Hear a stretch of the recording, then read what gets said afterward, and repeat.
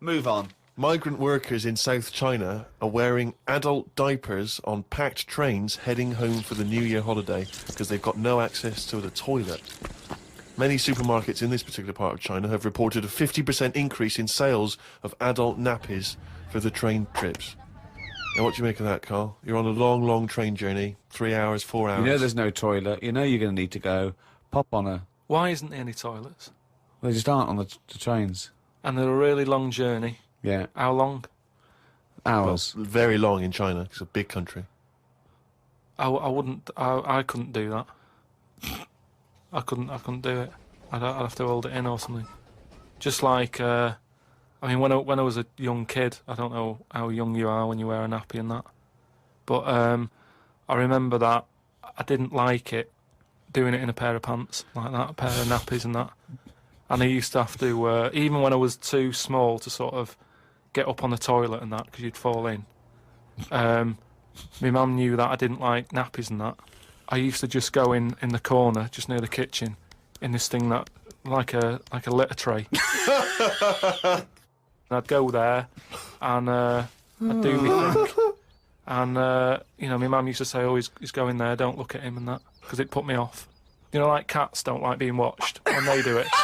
When they go in their litter tray in the kitchen. No, they don't like it. I tested it What again. are you, just like a little feral kid, just running around and going to the litter tray, covering it up, and then running up the curtain and eating a sweet at the top of the pelmet? No, but nobody likes being watched, and that's what I'm saying. If you're sat on a train and you're knocking one out and that, and everyone's looking at you, I don't think it'll catch on.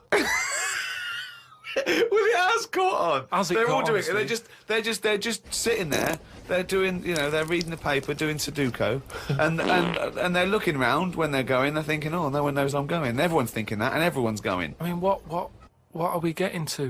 You know what I mean? What's going on in the world that this is happening? I know. I mean, people have always had to travel for ages. I just don't understand why there isn't a toilet on it. We're going backwards. We're going backwards. Aren't we? Why isn't there a toilet on it? Well, maybe there is, but maybe people are thinking the queue is going to take forever. If you've got 125 million people Yeah, but not back. everybody wants to go at once. I mean, I know Chinese and all that are like at the forefront of everything that goes on in the world, inventing stuff first, but this isn't one of the best that they've come up with.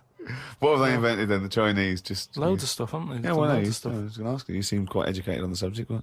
They did them cat mop things that I told you about. Brilliant. I mean, This was where you put mops on the feet of cats, was that right? Yeah. And they Brilliant. wander about the house, clean up and that, wash the floor for you whilst they're pottering about.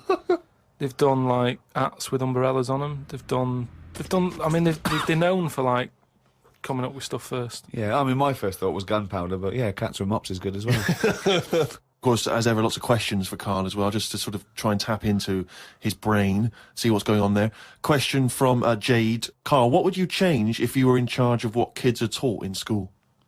Right, you know, because, I mean, your school experience was a bit iffy. You got very bored, didn't you? You got very disillusioned by school. Yeah. What I'd do, right, is instead of sort of teaching kids about 2 and 2 and that, which is 4, right? Well done. Show off. I think they should be asked more questions that make them think rather than something that has just got an answer, I totally agree.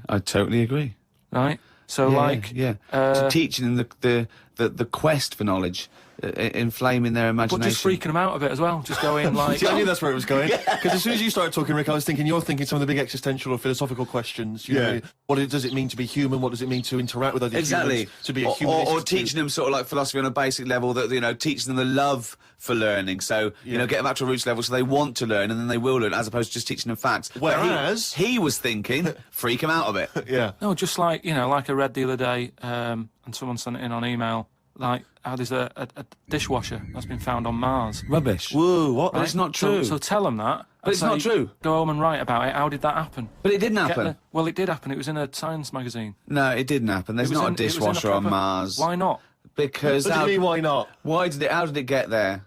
But we're always sending, like, rubbish out there and that. It's like... Not dishwashers. What, you think the council take it away and they go, where can we put it? Well, the tip's full. Well, where's the nearest thing we can dump this? Mars, I imagine. No, but the same way that fella who, I don't know, was it 2 Christmases ago when he was messing about saying I can get stuff to Mars and all that.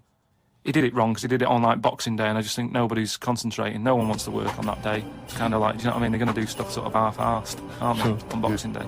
So it didn't really get there, I don't think, but it crash-landed. What are you talking about? What was he trying to do? He was sending something up to Mars. Yeah, that little fella that wanted to get something on Mars, and it got, globe, you mean? And it didn't open properly. Yeah. It got there, didn't it? But the thing is, it got there, it didn't open properly. No one's been back to pick it up. And what I'm saying is, we're saying about going to Mars as our next planet. It's a tip. There's loads of stuff that's been flirted up there. No, it's not. What are you talking about? It's just all like that probe thing is still there, rotting away. Yeah. So, ipso facto, there is a dishwasher on Mars. We've settled that. Why would they have a dishwasher on Mars? Would they take the dishwasher up in the space shuttle in case they had dinner parties? What are you talking about? I just think they would have a little dishwasher in there. There's a lot of them, tight space. You don't want to, but who's going to do that? You know, that means... Do you know how much fuel it takes to move a kilogram Yeah. out of the Earth's atmosphere? So they're going to take up a dishwasher, are they? Sorry, but what are they cooking up there, Carl? How many people does it take to fly a rocket? I... How many people? Tell me how many people. Well, it's either one monkey with a banana shoot that feeds it, or probably 2 or 3 humans. Right, say it's 3 humans. Yeah. Now there's 3 humans because they need one to steer it. One another to stop at the petrol station to but get more... What I'm saying is, if you're going to start having a sink, then whoever's They washing haven't got up... a sink. I know, because they've got a dishwasher. He's got you there. But anyway, I'm not going to go into that. But all I'm saying is, teach kids things about... Say to them, right, when you go home tonight, there was dinosaurs knocking about ages ago. How would you have lived with them? Get on with it. See you later. Well, they didn't. I've told you this before. You got a lot of your information from the Flintstones and 1 million years BC with Raquel Welch. There weren't dinosaurs knocking around where there were little fellas knocking around in furry pants. No, but just sort of saying to them, all right, then, here's a different question. Go on then. Would it be better to have dinosaurs knocking about now whilst we're here? Because I put that in my diary the other day. That when you think about it, there's a population problem. Yeah. There's too many of us. Yeah. We're saving people all the time. No one's allowed to get injured anymore. You've got to, wear a helmet when you're on a bike. There's speed bumps to slow people down. Zebra crossing. Cures for illnesses. No one's dying anymore, right? Well, I think they are. Not as many as they should be because the world's crowded. All I'm saying is there's still people dying. I think there's still people dying. not that many though. Yeah, I think there's still millions of people dying. Apparently, a handful. Loads of people are living longer, and that's a problem. So what you I'm saying feel that is- you should introduce Tyrannosaurus Rex into, wandering say, about, wandering London, just have them wandering around, just picking people off. That's what. Just sort of random and that. Because I don't know. I mean, I'm not wishing that anyone I know dies and that. But all I'm saying is, I don't know anyone who's died for ages. Right. Whereas if a dinosaur was knocking about, you'd go, Neil's gone missing. Yeah. And And you go, Nora's that's- had her head bitten off by a... Whatever. I just think then it is survival of the fittest, which is we've lost all that now. You don't even have to be fit to survive. They just keep sticking a new lung on you. Or, do you know what I mean? They can do too much now to keep people going. just keep sticking a new lung on you. Question from Kevin. He says, Carl, other than the famous boxing match that you've often talked about, I know that took up about 20 minutes of your time, have you ever been in any other kind of fight? I don't suppose a slanging match. I think they're talking, have you ever been in a physical fight? Once that I can remember. It was over a woman. Well, a girl. I was at school. Yeah. And it was because, like, it's hassle, innit? Right? Relationships when you're younger. 'Cause How you're old were not- you? About 7. It was over a woman. Go on then. Yeah, go on. And there was this girl knocking about who, she was quite good looking, everybody liked. And my mate, he really liked her. And I didn't sort of ask her out and that, but she just sort of took a shine to me and stuff. Right? And didn't really go out with her properly. It's at that age where going out with someone is just like sort of going, all right, in the morning. Do you know what I mean? You just sort of nod your head. Yeah. And that. Anyway, there was some sort of school disco. And they were playing Spin the Bottle or something. Right? And I sort of wandered over to see what was going on. And I stood on this girl's dress and put a hole in it. And she started crying. I was like, oh, I can't be dealing with this. Right? What's up with you? It's old, what's up with you? And everyone's going, Carl, what are you doing? That's meant to be your girlfriend and that. You should be sort of saying, oh, I'm sorry, and giving her a hug and all that, and saying it'll be all right, we'll sort the dress out. I said, oh, I can't be dealing with this. Right? So she's crying her eyes out, I said, it's over. Right? Oh, it's over, you saying, all right, in the morning. Yeah. No more of that. Yeah, there's no more. Right. In the morning. So I go to the toilet, right? And this lad who fancies her comes in and goes, you're out of order, And saying, what are you on about? Sorry, there's two 7-year-olds. 7-year-olds. Yeah, you're out of order. Keep out. Cut it out. Show her a bit of bloody respect. Sorry, were you wearing trilbies? Yeah. He put his cigarette out in the sink, and he just said, "Leave it." Get out of my face. So I just sort of said, look, why are you getting involved and all that? Yeah. Two 7-year-olds. Why are you getting involved? And it was obviously like, because, you know, he fancied her and that. We had a bit of a fight in there.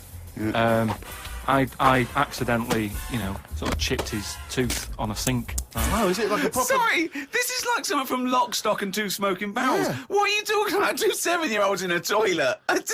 So you put a hole in her dress. I don't know how that... What were you wearing, football boots? How did you make a hole in her dress? I don't know, it was like that sort of material. You were like, wearing winkle pickers. like crepe, you know what I mean? It was like a crepe dress or something. Yeah. Right. And that got a hole in it. But, so you're having a... And when you say you're having a fight, I mean, are you wrestling with it? You got arm locks and a little bit headlocks? of wrestling and shoving about and that. And it was an accident. I didn't sort of go, right, I'm going to break your teeth or anything. It's just that I happened to push his head down and his tooth hit the sink. Right. And it chipped and what have you. After that, like, I sort of left there and stuff. And we had to go into assembly. And there was a copper in there doing some presentation saying, listen, kids, you know, don't get into trouble because we're out there and we'll get you. Right, so sort of try to teach the kids young not to get into any trouble and stuff.